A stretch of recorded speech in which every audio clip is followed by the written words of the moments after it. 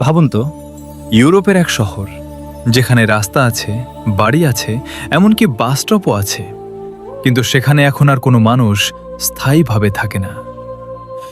শুনতে সিনেমার মতো লাগছে, কিন্তু এটা বাস্তব। ইতালির এক পরিত্যক্ত শহর ক্রাকো।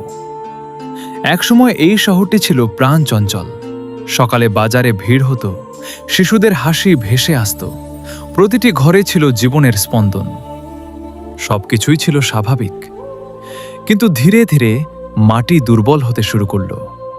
ভূমিধসের ঝুঁকি, বাড়ি ধসে পড়ার আশঙ্কা। মানুষ বুঝতে পারল এখানে থাকা আর নিরাপদ নয়। একদিন সিদ্ধান্ত নেওয়া হলো এই শহর ছেড়ে সবাইকে চলে যেতে হবে। এক এক করে মানুষ চলে গেল, কেউ শুধু প্রয়োজনীয় জিনিস নিয়ে, কেউ ফেলে গেল তার স্মৃতি। আর শহরটি সেই আগের মতোই রয়ে গেল, কিন্তু মানুষের উপস্থিতি ছাড়া।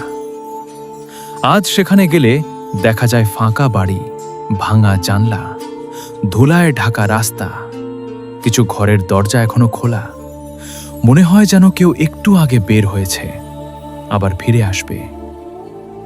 পুরনো বাস স্টপ এখনো দাঁড়িয়ে আছে, কিন্তু নিয়মিত কোনো বাস আর থামে না।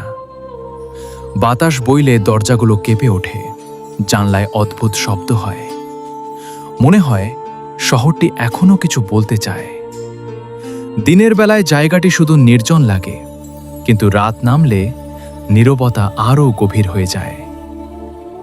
মাঝে মাঝে পর্যটক আসে, কেউ ছবি তোলে, কেউ শুধু দাঁড়িয়ে থাকে, কারণ এই নীরবতারও একটা গল্প আছে। একটি শহর যেখানে একসময় জীবন ছিল, আজ সেখানে শুধু স্মৃতি। ক্রাকো আমাদের শেখায়, মানুষ চলে গেলে শহর বেঁচে থাকে না, শুধু দাঁড়িয়ে থাকে। আর কিছু জায়গা চিরদিনের জন্য হয়ে যায় নীরব স্মৃতির শহর।